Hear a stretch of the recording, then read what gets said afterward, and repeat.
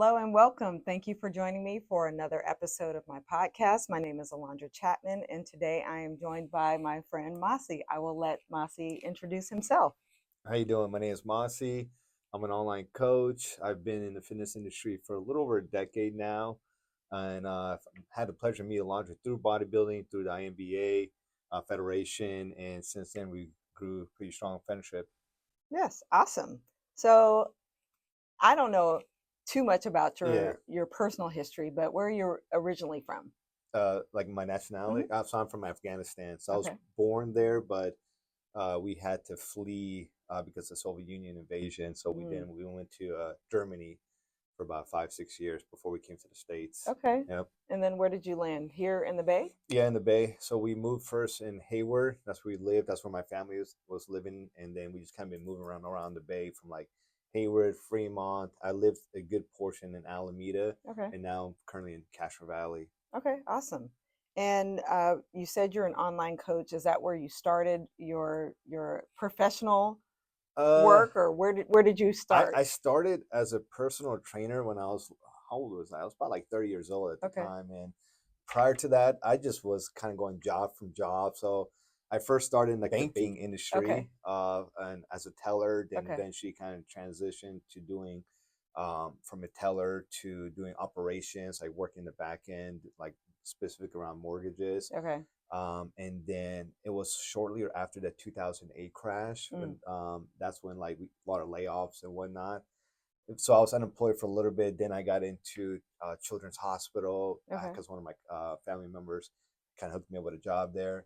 And from there, worked there for almost about a year before I quit.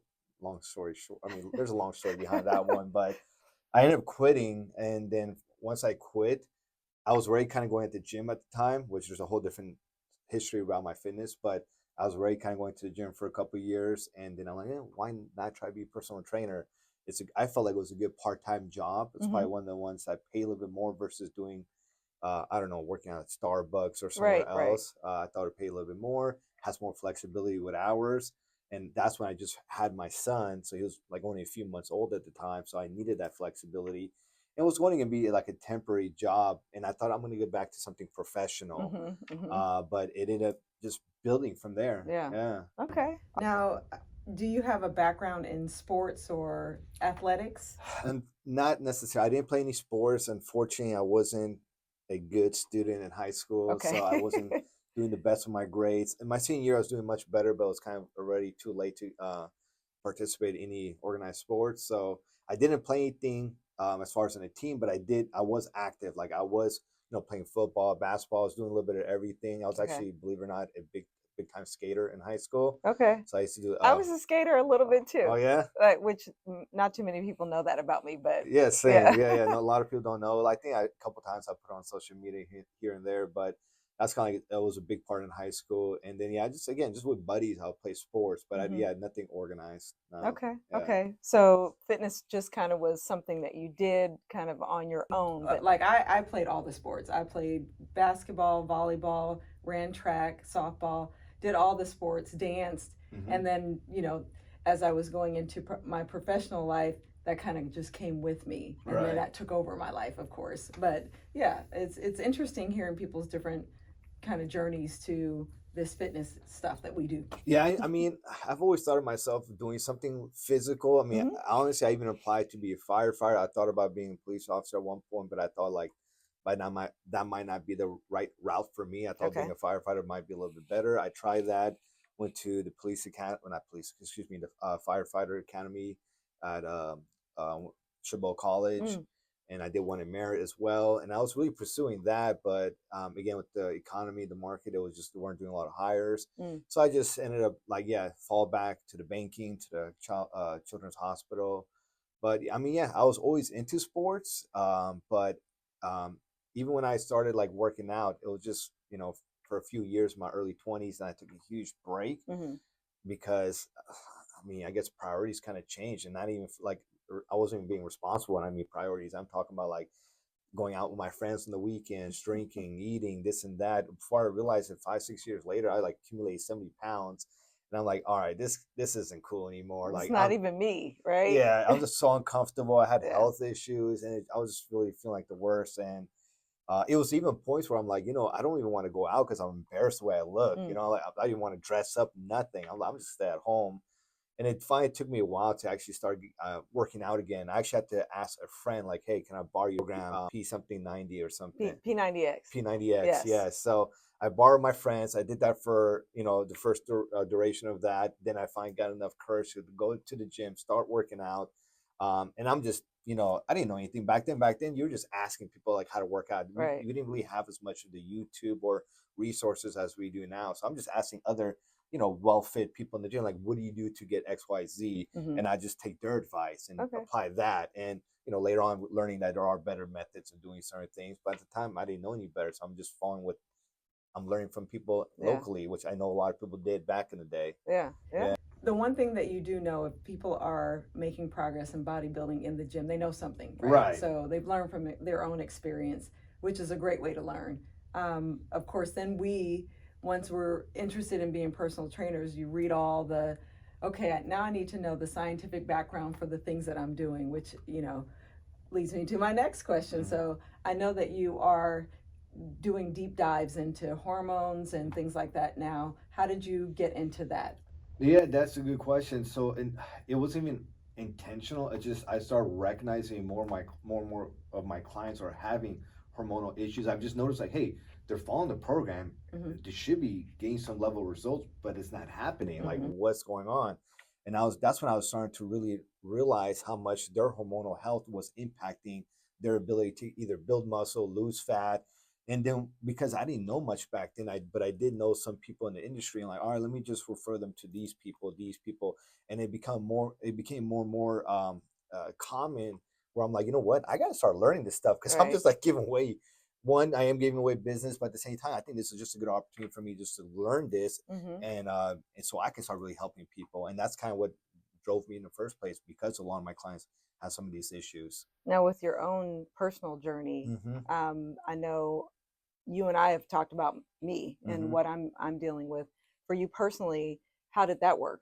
Yeah, so initially, I think it actually going back, it started when I first did my first bodybuilding show, Mm-hmm. because as we did this naturally. We didn't use any exogenous hormones to kind of help us through the process. Mm-hmm. So our hormones naturally during a bodybuilding prep, it's going to start dive bombing. It just Mm-hmm. our guys testosterone is dropping everything, and I think because my prep was so aggressive, Mm.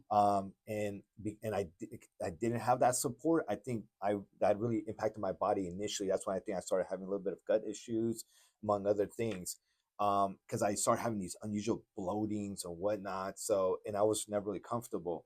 It wasn't until like years later when I tried to get back into bodybuilding, that I started noticing those gut health issues. Mm. Just bloating, couldn't keep food down, lost my appetite. So just my hormones started just driving down, like my testosterone, um, my SHBG, all my adrenal health started dropping down. And that's when I started recognizing, wow, despite my efforts, I spent like 5, 6 months naturally trying to bring up my hormones. But despite my efforts, it just wasn't happening. I'm just Mm. losing this battle. And that's when I'm like, all right, you know what? Despite me just not wanting to do TRT, I was trying to be natural as long as I can. I was like, I just got to look into it at the very least. And Mm-hmm. that's when I looked into TRT. And yeah, it's actually, after it was about 6 to 8 weeks after on it, I started feeling amazing. Okay. Initially, I was brain fog, poor sleep. Like I couldn't even go to the gym because when I did, I felt like a train would hit me the next morning. Like Mm. it was hard to get out of bed. Mm. No kind of drive, depression, all that was just hitting me.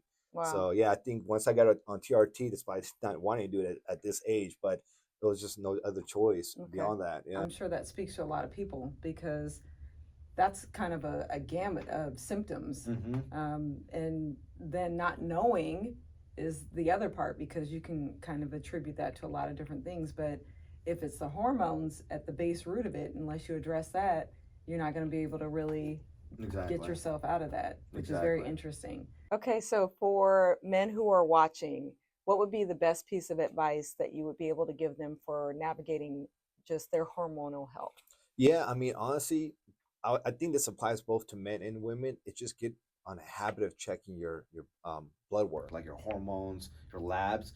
And unfortunately, and I know you and I already had this conversation, that your physician isn't gonna run all those labs. They don't see it as important unless you have symptoms. But you got to know your baseline. You got to know where you're at, and as you start checking on a regular basis, if it's once a year, women I recommend twice a year, just to check it to see like where's the trend, like what's changing, and what can you control before things get bad. And but of course, besides that, you got to eat right. Oh yeah, drink your water. The basics. Yeah. You know, exercise.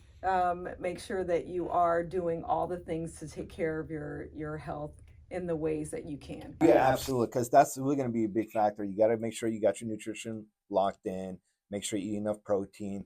A big a mistake a lot of people do is just completely drop their carbs. Carbs are very essential. Right. I mean, again, unless you, during a fat loss is one of those ones you can manipulate a little bit more, but you have to learn when to reintroduce it because it is very essential to our health, our thyroid, and so we can think. Exactly, we have to function. End of the day, men definitely exercise 3-4 times a week minimum because compound lifts does make a huge difference in testosterone levels.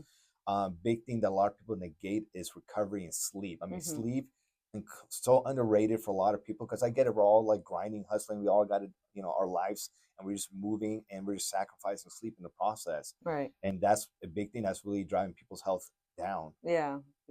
It's guilty. Yeah. But, all of us. Yeah. But we all know you need rest. You need rest. It's super important. That's where our muscles actually build. And of course you just want to feel rested when you wake up in the morning. What about specifically for women who are navigating perimenopause? Any good advice for them?